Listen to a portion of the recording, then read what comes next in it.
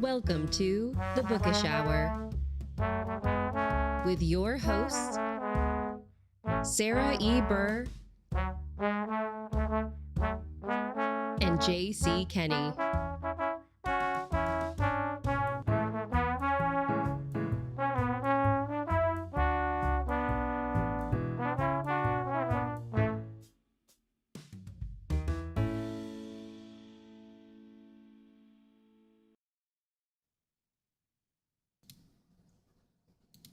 And we are live.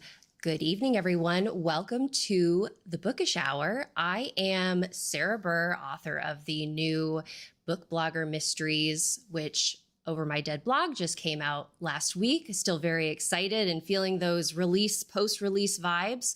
And I'm joined by my wonderful co-host. That would be me. I am J.C. Kenney, and I am the author of the Alley Cobb and the Darcy Gone Mysteries. And I tell you what, folks, it's Thursday evening. Weekend's almost here. We have a very special show for you tonight because if you aren't aware, this Saturday, November 11th, is Veterans Day. And it's an important day here for those of us here in the U.S. to take a moment to remember those who have served our country over the years. And it just so happens that tonight, our guest, Mike Krentz, is a military veteran. And, you know, things just came together. We're going to talk some military thrillers and things like that. And on behalf of the show, we want to send a shout out to all of our veterans out there. Thank you so much, truly, from the bottom of our hearts for what you've done. And what you continue to do for those of us to keep us safe here at home. And Mike, thank you. Thank you. We really appreciate well, we can't thank you enough for your years of service. So we'll just say we appreciate it very, very much. Well, thank you, Jim. It was my honor to serve. And I like to say I got more out of it than I gave, which was just because it was such a rewarding experience and such an honor to wear the cloth of the nation, as we used to say. So I'm very, very happy to be here to talk about my new military fiction series and my medical thriller series as well. So I'm looking forward to our chat. It's going to be a great hour. And Mike, we have a bunch of people chiming into chat right now, saying hello and good evening and thanking you for your service. And as we kind of cue things up here and get ready to get bookish, I'm wondering if you could just take a few moments to share a bit about not only your writing career, but your career that brought you to be writing about military conspiracy thrillers and medical conspiracy thrillers and all of these amazing stories. Sure. I really always wanted to be a writer. I majored in English in college. My dad told me I needed to have a profession. So, and my mother was a nurse, and she had enamored me with the medical field ever since I was a little kid. So I went to medical school, and spent the first half of my life in practice of emergency medicine in civilian public hospitals. And long about 1991, when the Persian Gulf War first started, and I had some friends who were military reservists, and I thought, that might be something I want to do. So I got a hold of, actually a Navy nurse corps recruiter got a hold of me and set the hook and got me interested in becoming a Navy flight surgeon. And I did that. I did that for 20 years, had a wonderful, wonderful career, as I said. As a physician, it was an honor to serve those who actually do the frontline work, whether it's on Navy ships. We also covered the Marine Corps. It was such an honor, and I learned so much that when it came time to leave, because they weren't going to let me stay because they thought I was too old, I decided to start writing about it, and that's how the MAHONEY SQUIRE series was born, roughly 12 years ago now. This story has gone on quite the journey then. Yes. Yes. And I'm wondering, if you can share a little bit about how Kate, your protagonist, came to be from all of these experiences that that you encountered when you were helping and taking care of these individuals. How did Kate grow out of those experiences? Well, this gets very somewhat intense for me, because one of the experiences that I had, multiple experiences that I had, again, as a Navy physician and as a flight surgeon and a fleet surgeon, working directly with primarily naval aviators, and surface warfare officers as well. It became very clear to me that women, they had a harder time making it. That's just the God's honest truth. And so I became very, very respectful and honored women in the Navy, particularly those who had succeeded in naval aviation, which was very much a male-dominated world when I first joined the Navy.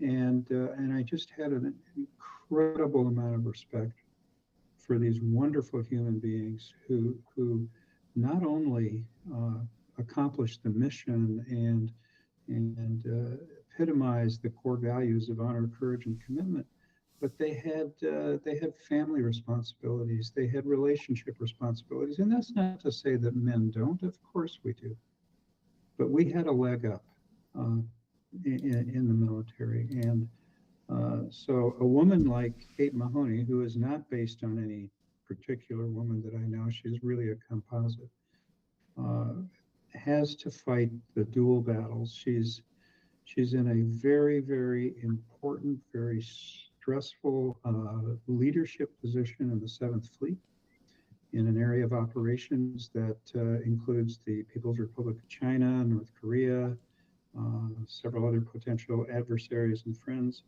And at the same time, she's got a teenager back home, and she's divorced, toxic marriage. So there's no ex-husband in the scene to help her. So she has to just do it all. And that's her story. That's how she came to be. And that is in the first book of the series, is Her Show of Force, which just came out again, I guess, was kind of reborn last month. October 3rd was release date.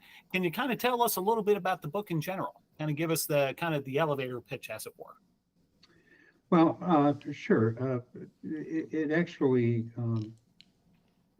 is a little bit what I just said, is that Kate Mahoney, is a fairly new Navy captain, just coming out of command of an aviation squadron. She failed to select for major command. Was it because she was a woman? We don't really know. She doesn't know.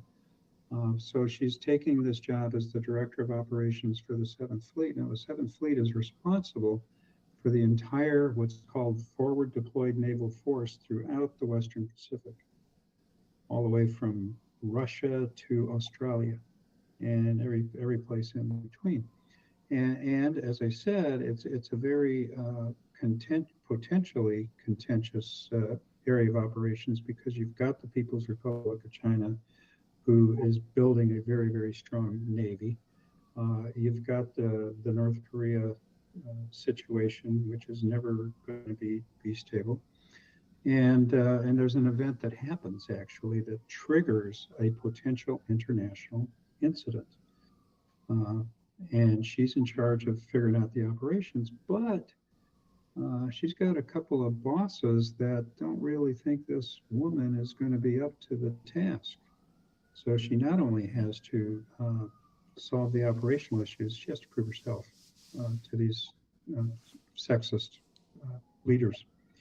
Meanwhile, back in the United States, she's got a teenage son, and he's getting himself into trouble.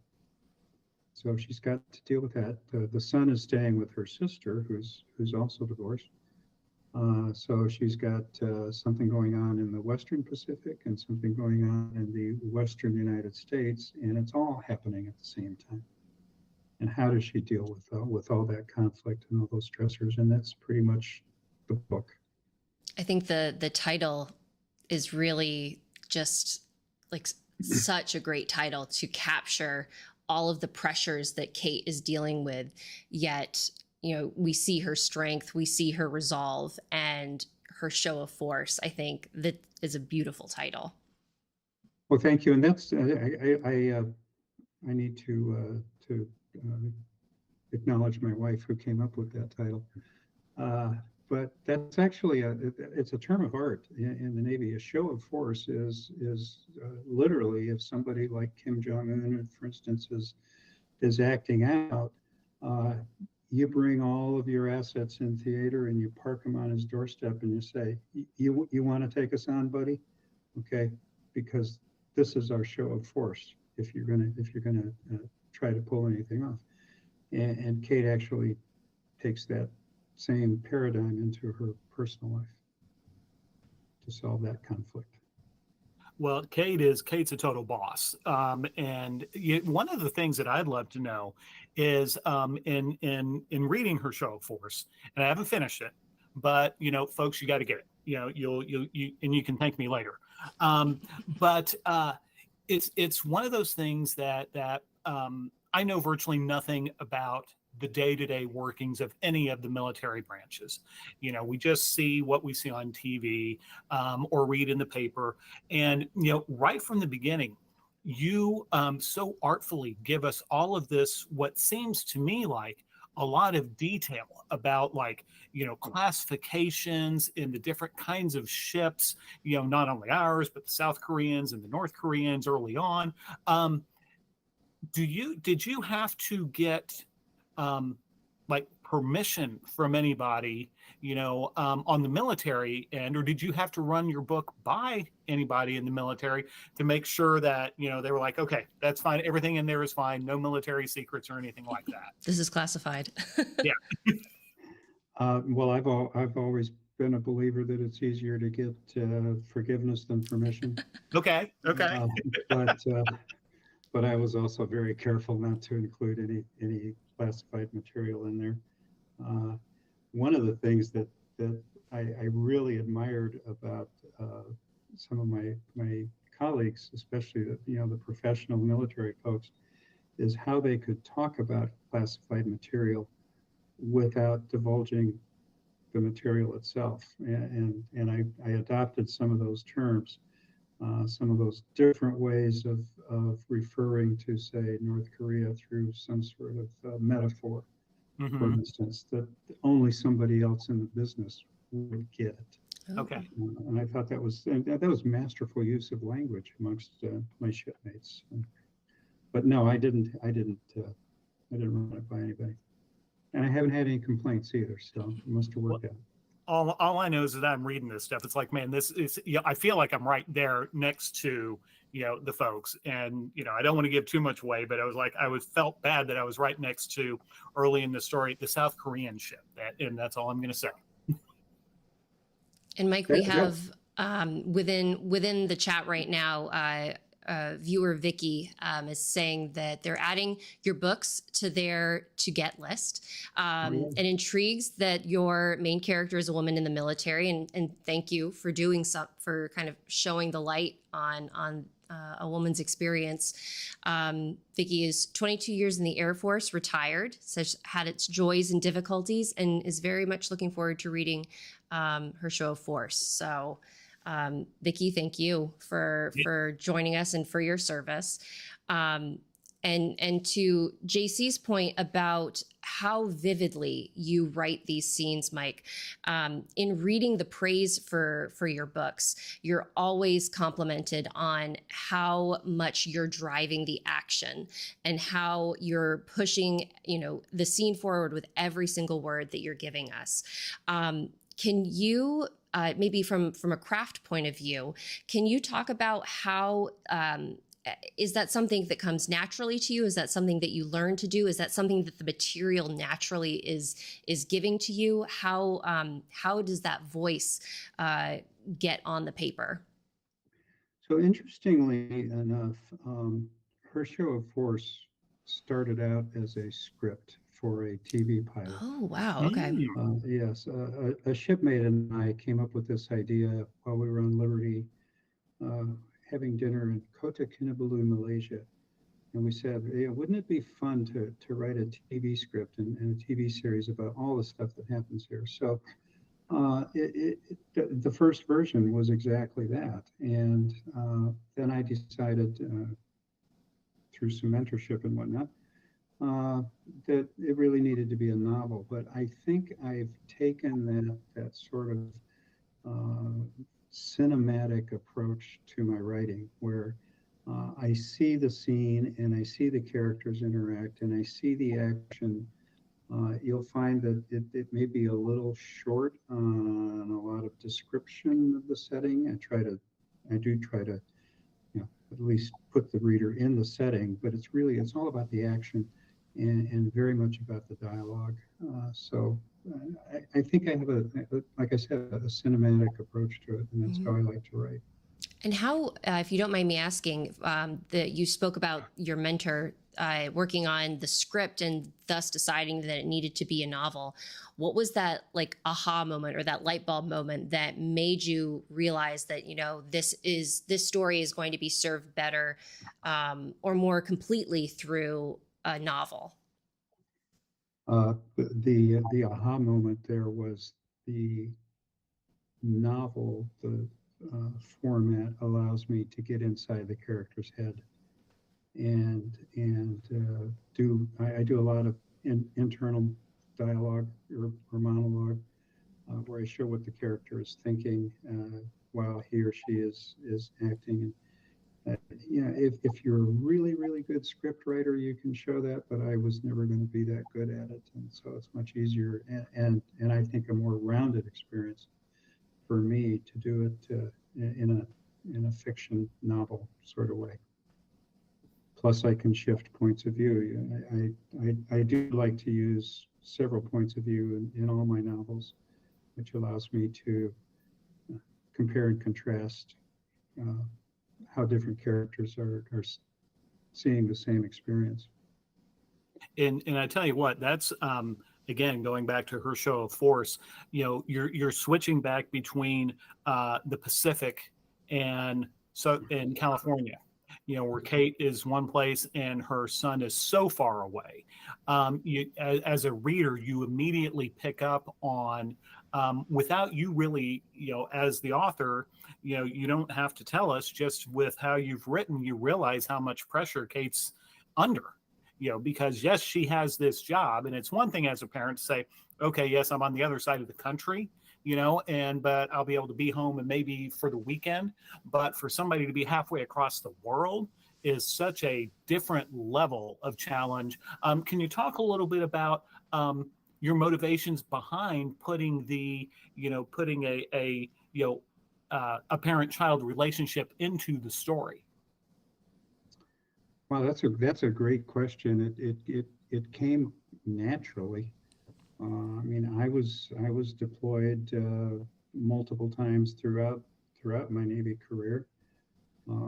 Fortunately, my wife was able to take care of the children and the household and keep everything running. But I missed out on a lot of things.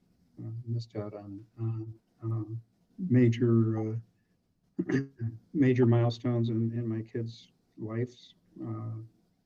Fortunately, none of them got into trouble like Kate's son does. They weren't acting out, probably because they had a strong mother there guiding them.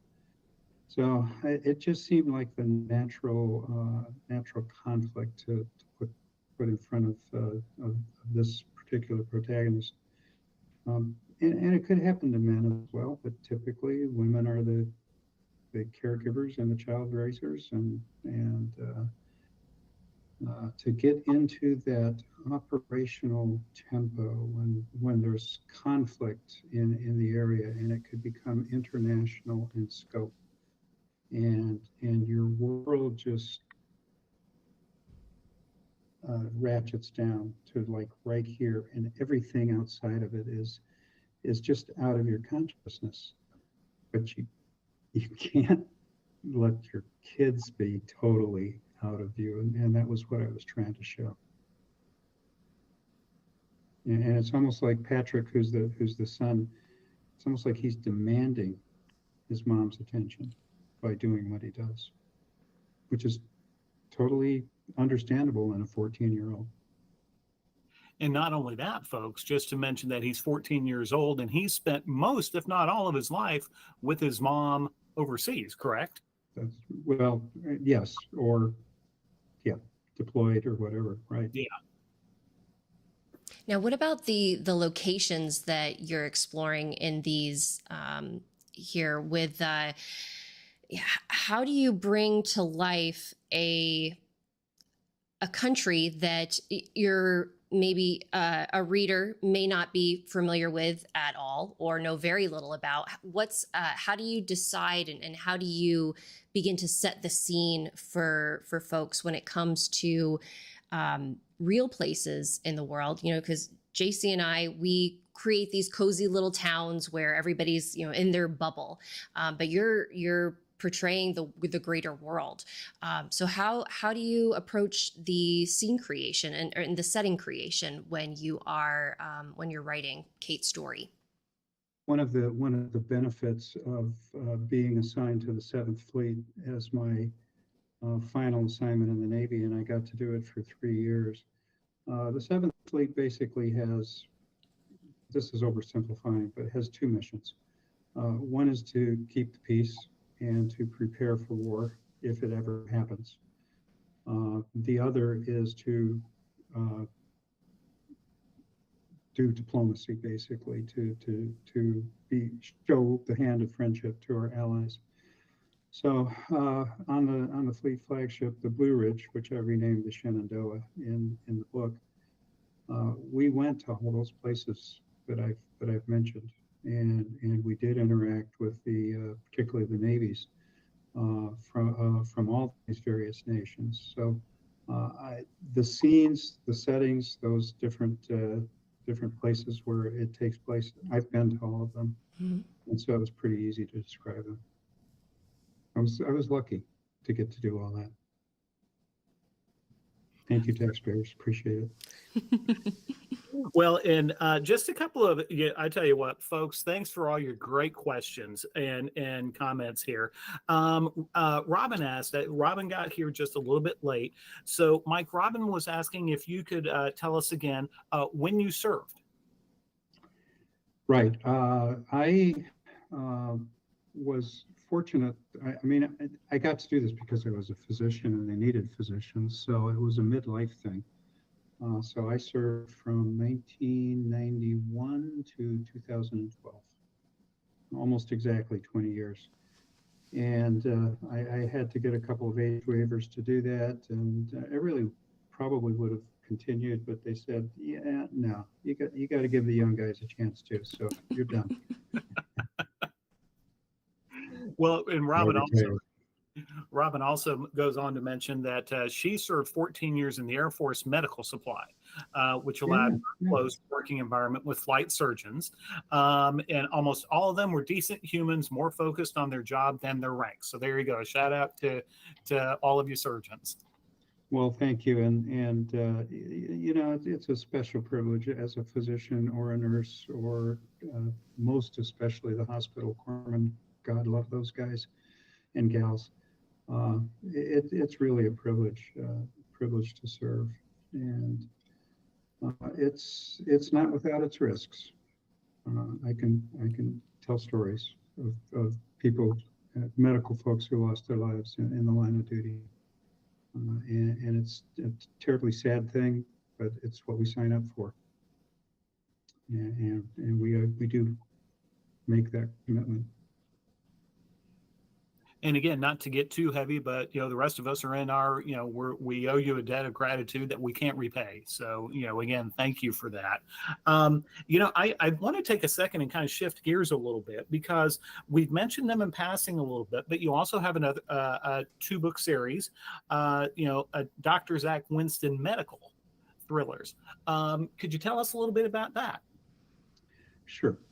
As I think I mentioned, my civilian practice was in the specialty of emergency medicine, and I also did a couple tours in emergency medicine in Navy hospitals during my Navy career.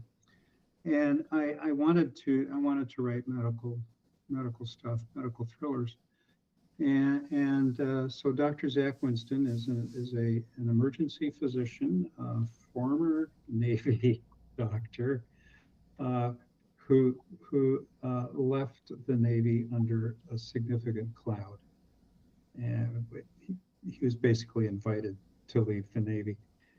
That's not me, by the way. It's not about me. And so he's rebuilding his life, practicing emergency medicine in a hospital in the DC area, and he has one of those terrible events that in emergency medicine you always fear is, remember that patient you saw yesterday and sent home? That's what happens. He saw a patient yesterday and sent him home, and he comes back in full cardiac arrest, and he doesn't know why. And he can't save him. So not only is he really upset and confused and doesn't know why this happened, so happens the guy's wife is the head of the ICU in the same hospital. So he ends up getting sued. He has a woman, a defense attorney, with whom he becomes a friend. They develop an interesting relationship because he's not good at relating with women, and he doesn't know how to be really honest. And so there's that whole flawed piece to him. But anyway, it turns out to be that the malpractice suit and the death was really all about something else that eventually they discover, much to their own personal peril. And the second book brings Zach's teenage daughter, starting to see a trend here, teenage daughter into the picture, and she's the product of a broken home, and wants to get to know her dad better, and she gets involved in a conspiracy, unbeknownst to her, gets involved into a conspiracy that threatens her life and well-being. And now Zach and his lawyer friend Bridget Larson are back into the fray, trying to figure out what in the hell's going on here. Folks, what you're getting here is, like Mark Twain said, write what you know. So Mike is serving it up for us right here.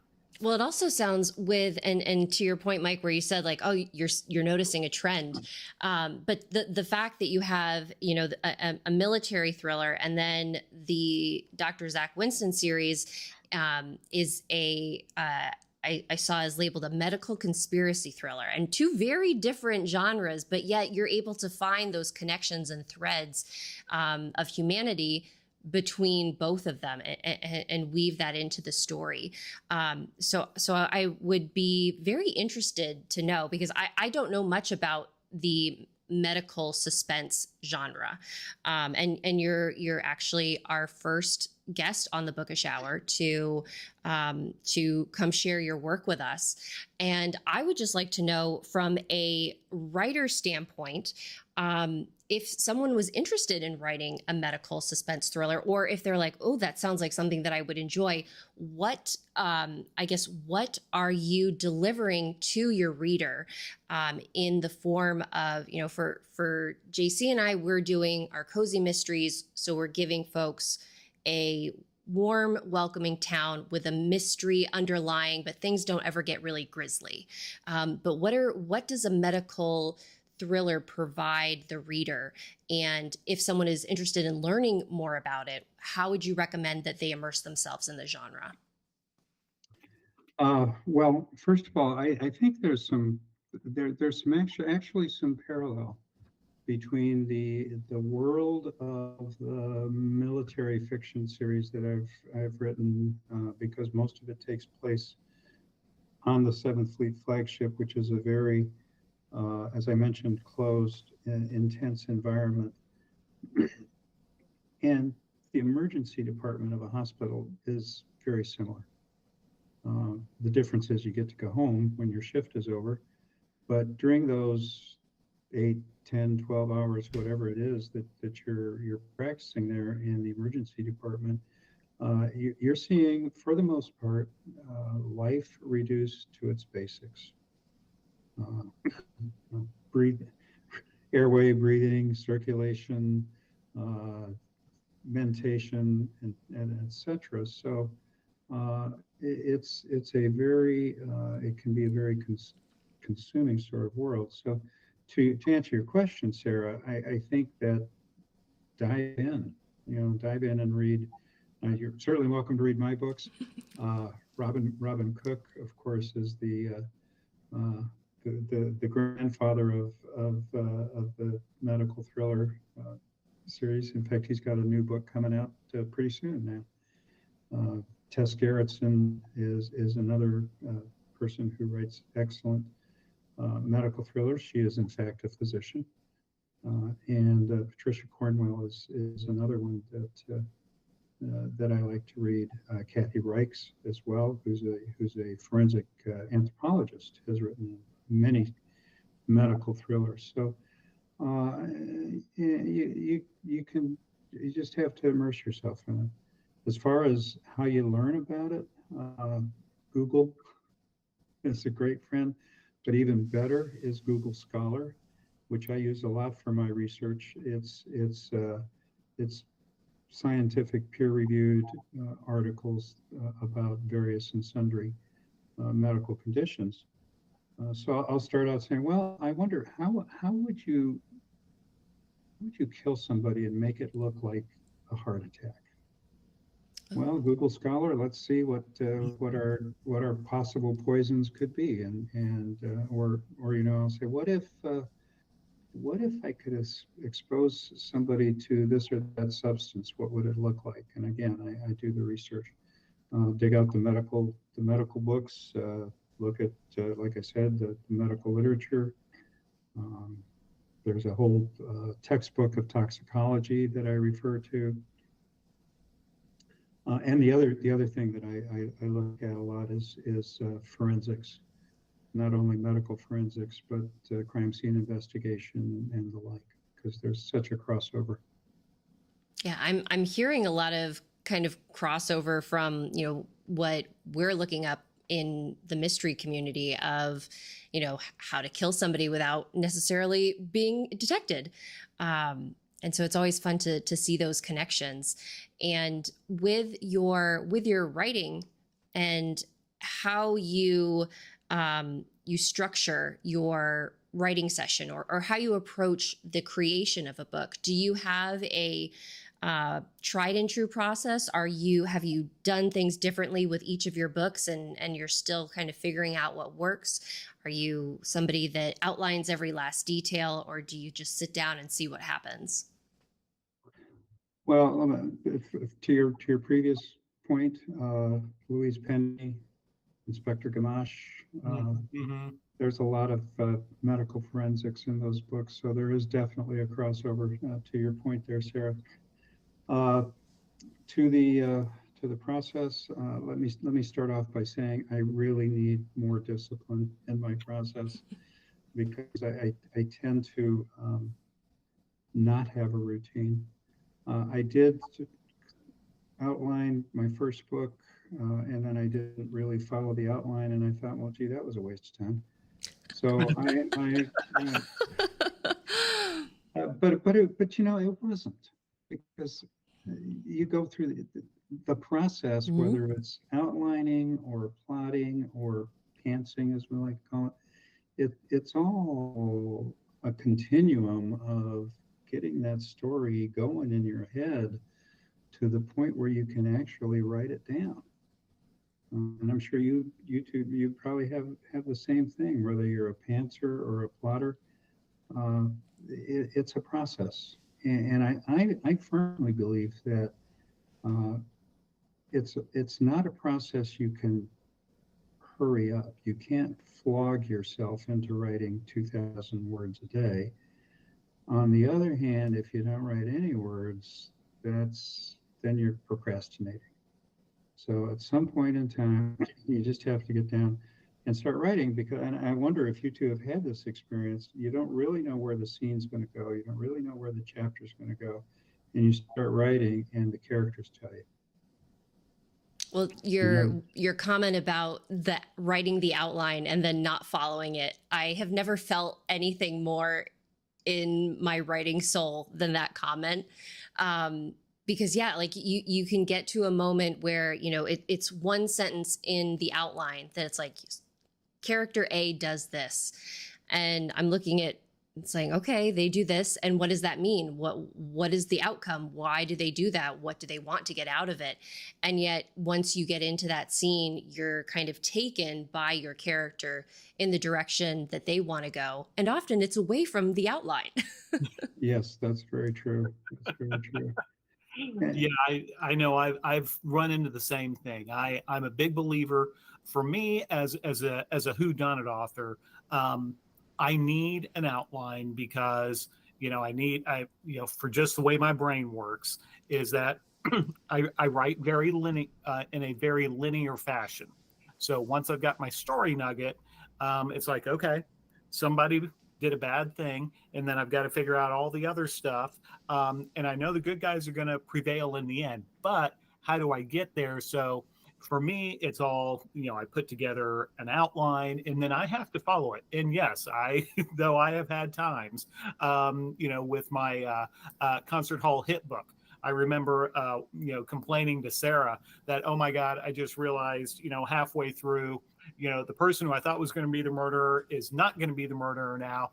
And I don't know what to do. I was freaking out, and she's like, it's okay. So it worked out in the end. So that's how I do it, at least. So my mentor that I mentioned earlier is another author with the same last name, Mike Krentz, who writes romantic suspense and paranormal and everything else. And she writes excellent suspense. Yes. Excellent suspense. And I asked her once, I said, do you know who done it when you're writing? She said, no, I don't. I don't know. I really don't know till I get to the end. That's amazing. That is amazing. Yeah. My whole thing when I'm building a book is I know the mystery. I know who's dead and why, and building everything out from there is how my process goes. But to not know who killed them, I just find writers who are able to do that so fascinating, because it's like, how does your brain work? Because mine does not work that way. Well, it helps to have written, 100+ books and been very successful at it. I think you can probably trust yourself a little bit more than those of us who find it a little bit more of a struggle. I can definitely. Yeah, I tell you what, folks, if you're not familiar with Jane Ann Krentz, she also writes as Jane Castle, an amazing author. You need to check out some of her work. And unfortunately, we only got about 20 minutes left. This has just been such a fascinating conversation, Mike. One of the things that I'd like to know from you, as you've told us, you write suspense, you write thrillers. And to me, as I don't read too many thrillers because I get nervous and there's a lot of stress on me as a reader. And so, but what I would like to know is, oftentimes when we think of a thriller, it's like, okay, start on page 1, hit the gas, push it all the way to the floor, and just go. And it's just that suspense, that's heart pounding. How do you approach that? Do you believe in working in opportunities where the characters kind of take a breath, or is it more of are you a believer? Nope, the clock's ticking and we're going to keep going until the end? One of the things that that I do is I tend to write pretty short chapters.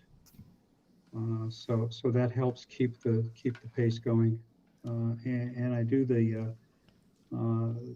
as I mentioned earlier, I'll generally have several points of view, and if it's a different point of view, it's a different chapter. I don't mix points of view in the same chapter. Every once in a while, maybe I'll have two scenes in a chapter from different points of view, but that's rare. So that's part of the pacing. But I don't totally depend on the plot. I like flawed characters, and so I also like to do the character development. And so from time to time, throughout the novel, I'll kind of take a breath, and we might get some backstory about the character. For instance, the ZACK WINSTON series, we don't find out about his problems in the Navy till maybe roughly halfway through the book, at a point where it makes sense to tell that backstory because it's driving his decisions in real time as the suspense moves on. So that's a good time to bring it in. But no, it's not nonstop. And frankly, I don't think readers appreciate it if it's just bang, bang, bang, bang, bang. You gotta take a breath every once in a while, and that's where you show who your characters really are. I think that's wise words of advice. I too appreciate taking a breath when you have that moment of like, okay, like we can just enjoy this before things go south again. And when it comes to giving writing advice, Mike, I'm curious. I noticed in your bio that you are on the board of the Muse Writers Center and teach classes there. Mm-hmm. Do you mind talking about like what the Muse Writing Center is and what kind of classes that you're teaching? I'd love to talk about the Muse because the Muse is the reason I'm a published author. Oh, Nice. wow. All right.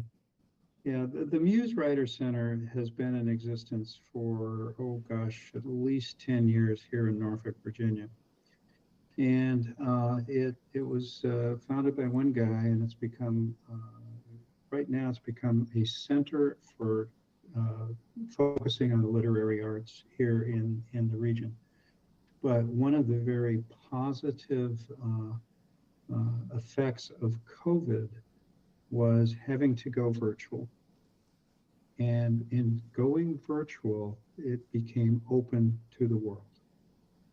And so we were able to attract not only students from all over, but also teachers from all over. For instance, my cousin-in-law Jane and I co-teach a session on core story and genre, and we do that. I'm live physically at the Muse, and she's in Seattle on Zoom, and we bring together a group of students. Some are real time in the room, others are virtual from all over the world, and we workshop basically. So it's a tremendous resource that is available not only locally but across genre. In fact, I have I do an advanced fiction studio, and one of my students is from Tokyo. Oh, wow. And God bless her, she dials in on Zoom at 11 o'clock midnight her time. Wow, that's cool. Yeah, and she's a brilliant writer, really awesome writer. So where can people find out more about Muse? That would be themuse.org. Well, yeah, I'll tell you what, I'm going to. I think we may have had a misclick. That the Muse Writing Center, I'm just thinking about all of the amazing resources that we have out there, and just being able to. Sorry about that. Oh, no problem, Mike. No we matter. were just talking about how there are so many amazing resources for aspiring as well as published authors who are looking to hone their craft and write more. And Mike, you had mentioned like you wouldn't be a published author without going through these, being with the Muse Writing Center. So from a, I guess, advice standpoint, if we do, with our viewers who may be tinkering with a manuscript, maybe thinking about, reaching out and exploring what the world of publishing has to offer, do you have any other words of wisdom that you can give regarding, the, stamina that you need to get into publishing, or, getting another pair of eyes to look at your work before you begin submitting? What tips or advice do you have to give to people? That's definitely definitely the thing to do, but it has to be the right set of eyes. Probably not family, because they'll either be really, inclined to love it or inclined to hate it, depending on how your relationship goes. And so it has to be, but it should be people who are willing to give honest, empathetic critique. So it can't be somebody who's going to just blast it all to pieces, but somebody who can also honestly tell you, look, this just doesn't work, or this character doesn't make sense, or this dialogue is really, really stilted, and it's not the least bit realistic. I learned the lesson. I'll be very quick about this. I went to a pitch fest in New York, the Algonquian Writers Center, which is another one I highly recommend, and they do a lot of virtual stuff online. But they still do a pitch fest, and you come in, and it's like a 3-day deal, and you learn about pitching, and then you pitch agents. And I went up there thinking, well, gosh, I wonder which agent's going to pick up my story. And this was the first ZACK WINSTON book. And about halfway through it, I realized that it was not the least bit ready for prime time. And so I came back home, and I said, I got to do something besides sit by myself and write. And that's where I discovered the Muse. I went and joined a writer's workshop. I got some excellent critique and rewrote the whole thing, changed it from first person to third person, and got it published. So yeah, there's just no substitute. You cannot do it alone. You write it alone, but you need to socialize it as well.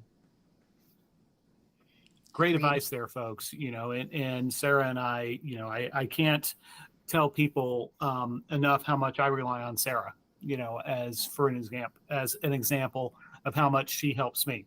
And whether it's I want to whine about something, or she's going to read a manuscript or something, it really is while writing is solitary, it also is a community too. So yes, very much so. Yeah.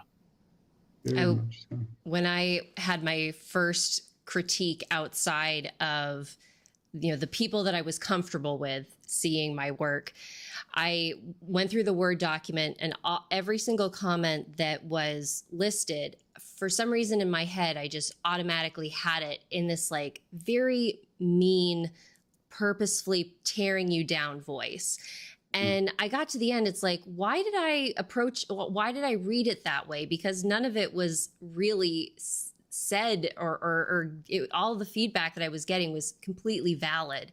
And it was my own insecurities that was putting this tone into it. So what you had mentioned, Mike, about being empathetic, yes, from the reviewer standpoint, but also when you're reading the critique, like, give yourself some grace and know that the person is there to help you, not tear you down. Because it makes the whole process a lot easier. You definitely need to have some thick skin, and you cannot be overly sensitive to criticism or critique. I like to say there's a difference between critique and criticism. But yeah, it's important to. I don't know. Are you all familiar with the rule of thirds critiques? A third of the comments you're going to go, did you even read it? No, this doesn't apply at all. Another third is, oh my gosh, why didn't why didn't I see that? Why didn't I think of that? Of course, you immediately are going to incorporate those comments. And then the middle third is the one where you really have to do the work, because you have to evaluate whether or not it's going to work for your novel. One of the things that we try to encourage people to do in our writers' workshops and studios is, when you comment, remember that it's the author's story, and the author is writing the story the way the author is writing the story. You might write the story a different way. So telling the author how you would write it doesn't really help. You need to tell them how they can write it better. So that's what we try to do.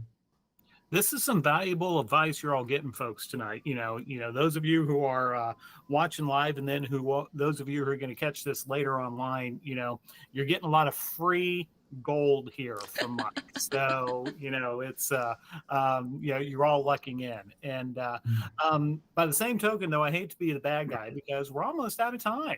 We only got about 10 minutes left. So now is the time where we kind of, to wrap things up, talk about a little bit, what are you watching, what are you reading, what are you listening to? Sarah, I'm gonna, pick on you first. What's on your, what are you checking out? Well, we had our graphic novel discussion earlier on a Bookish Moment this week. And of course, as soon as we were done, I was like, I gotta go get back into my manga. I just love the light, happy stories that I'm reading. And now that I'm participating in National Novel Writing Month, I always get all the words jumbled up. My brain is increasingly more fried as I get into my reading time. So the new series that I started, it's called Love, That's an Understatement. Is very cute. I'm enjoying it. It's only 3 books. So unfortunately it's going to be over very quickly for me. But I very much, the setup of the studious human versus the rebel rouser, and them coming to find common ground to make each other happy. I'm a sucker for it. In regards to listening, a new podcast that that recently dropped this week is called Dark Arenas, and I am very much enjoying it. It's a little bit different than my usual true crime, which might shock some of our audience members. But this is about exploring the careers that are not necessarily publicized in regards to the crime world or the world of protection. There's an episode about a Secret Service agent, an episode about a forensic facial reconstruction artist. I'm trying to remember what the other. They had released 3 episodes so far, and I can't remember what the third one was. But it's really cool to see these different careers that I don't normally come across when I'm listening to a true crime podcast. Like, yes, we're hearing about the U.S. Marshals, we're hearing about the Secret Service and the work that they're doing, but we're not understanding everything that they're doing and what it entails. So it's a really fascinating look behind the curtain. And then for watching, we recently started, since Halloween has passed and our scary movie time is now ended. We're watching the 2nd season of The Wheel of Time on Amazon Prime. And as someone who read the Great Hunt, which is what the 2nd season is based on, Robert Jordan's Great Hunt, I don't understand why they are choosing to change the source material, but I'm here for the ride, and I'm going to trust that they know what they're doing. And so far it's been very enjoyable, but I'm also like, wow, this is a really strange book to TV show adaptation. And as a writer, it's like, why would somebody, like, if you have the book, like, why would you make up things that are completely not even remotely related to the book? So I find it's very fascinating to see that part of it come to light. Yeah. Well, cool. Okay. Michael, how about you? Well, I'm reading a number of things from fellow authors that I want to mention. One is a fellow by the name of Bruce Leonard, who I almost forgot his last name. who writes the Hadley Carroll series of cozy mysteries, basically, and it's based in Paducah, Kentucky, which is the quilt capital of the world. So there's a tie-in to quilting, and Bruce does an excellent job with that. Shanessa Gloom, Gluhm, writes mysteries. Her current one is River of Crows, which follows, and the first one was Enemies of Doves, and they both are kind of multi-generational family novels. The third one that I want to mention is Rob Sanborn, who writes historical fiction, and his newest, the final of his 3-book series, the Painted Soul series, is coming out the end of this month, Master of the Abyss, and he writes very well. Rob is a good friend of our of the Bookish Hour. He's been on twice, and I think we have him. I think he's going to be coming back to talk about the third novel early 2024. Okay. So we love Rob here. Yeah, Rob's good guy, and I've had the privilege of beta reading Master of the Abyss, which is the third, and it is superb. Really, really outstanding writing. I am a big fan of some of Michael Connelly's work. I particularly like his Ballard and Bosch series. Everybody knows Harry Bosch from the TV show, but there's, I think, now 5 books in the series where there's a younger police officer by the name of Renee Ballard. And so that's the woman thing again for me, and how she's the perfect counterpoint to Harry Bosch.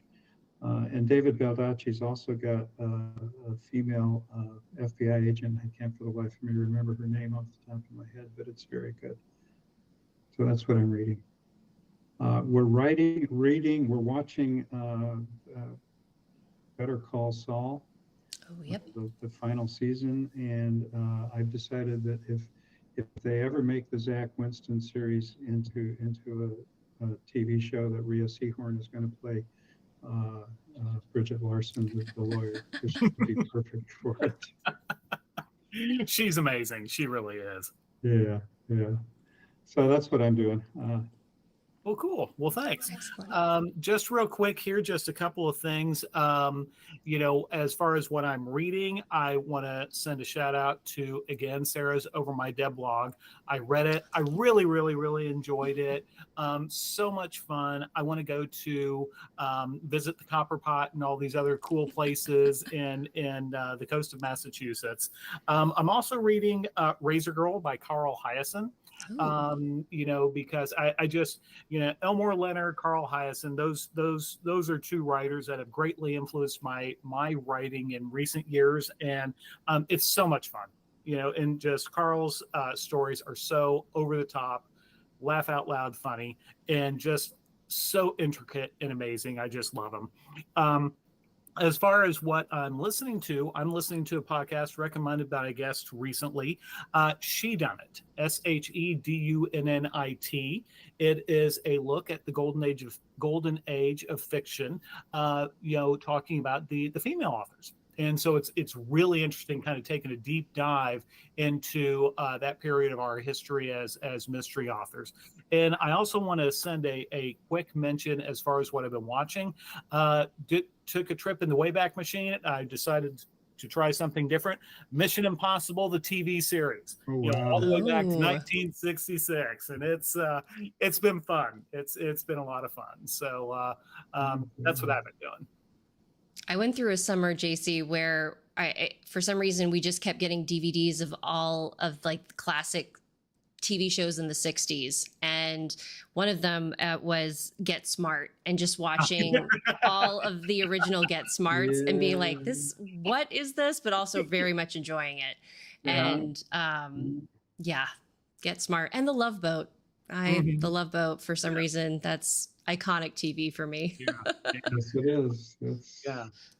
Good times. Well, folks, we're almost out of time here. Mike, it's been a real pleasure. Thank you so much for having me. It's been educational. It's been fun. Again, thank you for your service, not only in the military, but, your time as a doctor saving lives. One of the things that we'd like, to know from you is for folks who'd like to find out more about your books, where can they find you online? And, you know, are you doing any like book signings or any in-person things? So my website is mikejkrentz.com. The J is important. So mikejkrentz.com. I'm on Facebook as Mike Krentz Author, also Instagram, and that's pretty much it for social media. Tomorrow, if anybody happens to be here in the Tidewater area, I'm going to the Hampton Roads Writers Conference, and I will have a table there with all my books. Very cool. And the next one, I think, for me is the Williamsburg Writers Conference in February. Okay. Excellent. And folks, Mike's website will be in our show notes, so we'll be able to click on it right from there as well. Yeah. And we've got folks chiming up in the chat. Robin's letting us know how much she loves Jane Krentz, and as well as agreeing with the fact that changing the source material in a TV show when you have the book right in front of you is always questionable. Mark is thanking us for a great episode, and we're thank you everyone for being here. It's always a delight to chat with you all and to be bookish. And Mike, once more, thank you for being here, for joining us.